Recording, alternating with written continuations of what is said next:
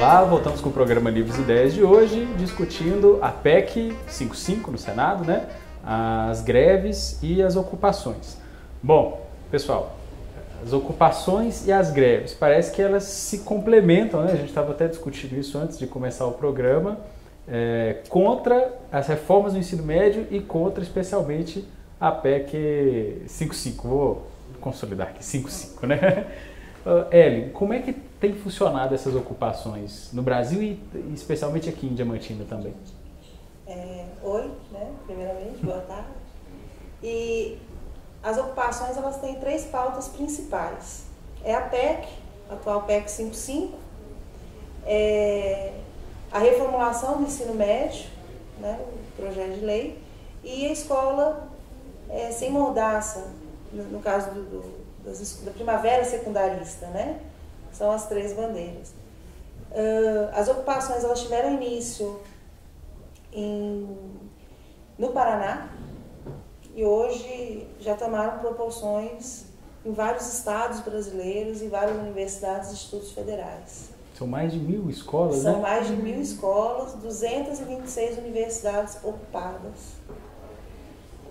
Essa ocupação, ela se dá nas escolas muito questionado, por que não ocupar instituições federais? Mas os estudantes, eles são parte da escola, eles querem fazer parte e querem defender o que é de direito deles, né? E a gente vê, assim, ataques a esses estudantes sem o mínimo conhecer a realidade de uma ocupação. O que é uma ocupação? A ocupação em algumas escolas e universidades, elas acontecem em conjunto com as aulas normais, junto com atividades, rodas de conversa, atividades culturais, que é a escola e a universidade que esses estudantes procuram, né? A gente vê hoje uma criminalização dos movimentos estudantis, não vemos diálogo por parte do Ministério da Educação. Hoje a gente teve prova disso no próprio Enem. O estado de Minas Gerais foi um estado em que ele, em uma ação conjunta das entidades estudantis, Secretaria de Estado, a empresa que aplica o Enem no estado de Minas Gerais, Ministério Público, alguns deputados ligados à educação, foi feito um diálogo no qual aconteceria-se o Enem mesmo com as escolas ocupadas. E a gente vê que o MEC não quis esse diálogo, né? E uma forma de colocar a população, a comunidade contra os estudantes foi de adiar o Enem, dizendo que os estudantes eram culpados por aquilo, quando na verdade não. O próprio Enem foi uma pauta do movimento estudantil, foi uma vitória das entidades estudantis, então jamais os estudantes seriam contra. Aqui em Diamantina nós temos a UFVJM ocupada. No primeiro momento ela foi ocupada o prédio da reitoria, inclusive teve 2 fechamentos, inclusive da reitoria. Hoje eles estão no prédio da biologia, que é um prédio um pouco mais afastado ali, mas continuam resistindo. Eles estão ocupados desde o dia 13 de outubro.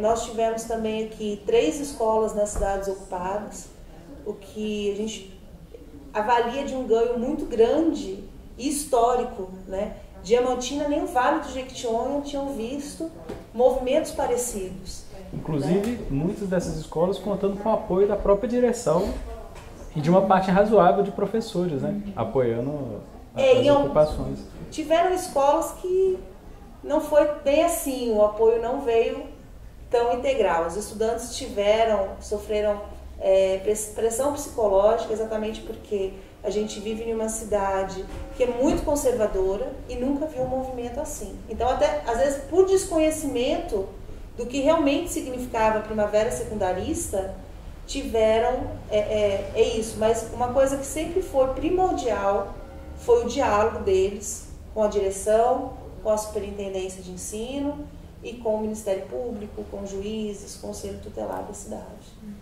Há uma ligação, um relacionamento entre as ocupações ou os responsáveis pelas ocupações nas escolas com quem está ocupando as universidades, com os alunos que ocupam as universidades?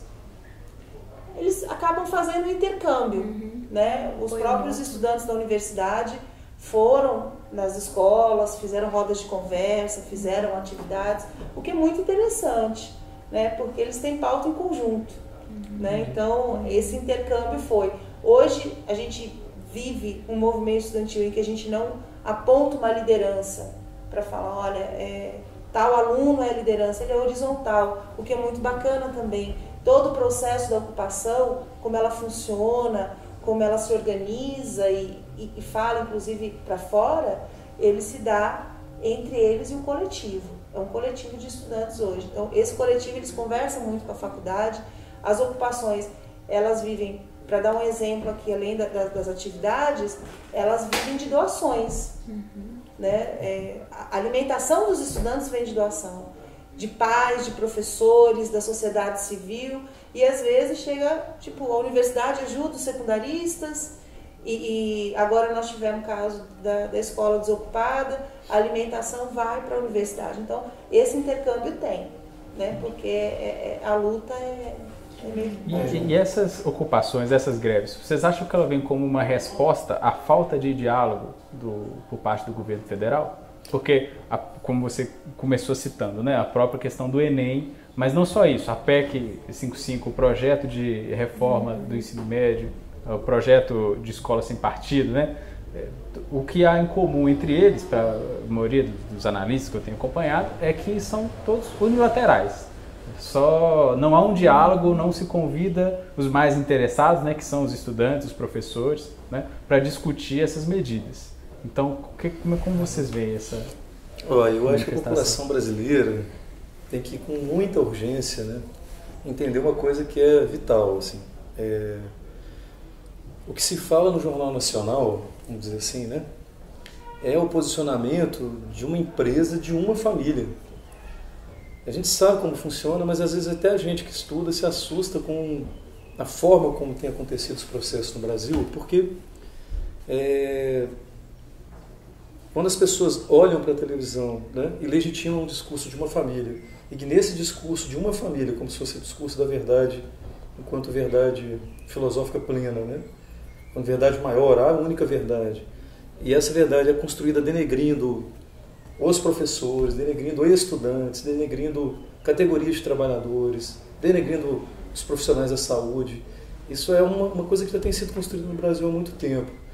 A gente tem uma sensação de que, apesar de que a população brasileira tem tido muita dificuldade de entender o que é essa PEC, que nem de longe é uma pequena modificação num projeto que vai ajustar as contas do país, é uma mudança absolutamente radical no projeto de nação brasileiro, é um desmonte da educação pública, é um projeto de desmonte da educação pública e desmonte da saúde pública, né? É preciso que a população brasileira entenda isso. Eu adoraria estar errado, a gente adoraria estar errado, mas a gente tem assim, a clareza de que os caminhos que o Brasil vai seguir após a PEC é o fim do SUS e o fim da educação pública. Ou seja, um projeto de nação que alguns autores do exterior estão dizendo que não é mais neoliberal, é neocolonial mesmo, né? O Brasil é um país de riquezas cobiçadas pelo capitalismo internacional há muito tempo, né? A Amazônia, a biodiversidade, a água, o minério, o pré-sal. A nossa função, o nosso papel nesse mundo em remodelamento internacional seria trabalhar muito e ganhar pouco, de fato, e exportar muito, e ter uma população altamente alienada e alijada dos direitos básicos sociais, como educação, saúde, por aí vai. Então, assim, eu vejo como uma reação imediata, no caso dos secundaristas, né? Se você pega um grupo de estudantes, eles têm 16, 15, 17 anos. Eles já cresceram num período do Brasil que, desde que eles nasceram, eles ouviram dizer para eles: o Estado vai lhes garantir universidade pública, por exemplo. E ainda em consolidação, ainda era para a gente melhorar. Né? O FJM precisava de mais 50 anos de investimento para se consolidar. Era um caminho. Quando você tem um governo que, né, não eleito pelas urnas, né, que talvez parte da população está entendendo que é o golpe agora, porque um governo que nem sequer foi eleito, que teria 2 anos de governo, mexe na Constituição inteira do Brasil, mexe nos direitos básicos. Isso é impossível de conceber como algo natural, né? Nós não temos a ilusão de que isso é um remodelamento básico pequeno das contas do país. Esse golpe aconteceu para isso acontecer, né? Eles tomaram o poder dessa forma para que essas medidas fossem possíveis. E esses estudantes, de forma extremamente legítima, têm percebido que o direito deles, pelo menos nos próximos 20 anos, que é muita coisa, está sendo retirado esse projeto nacional, onde a educação também era um direito deles, né?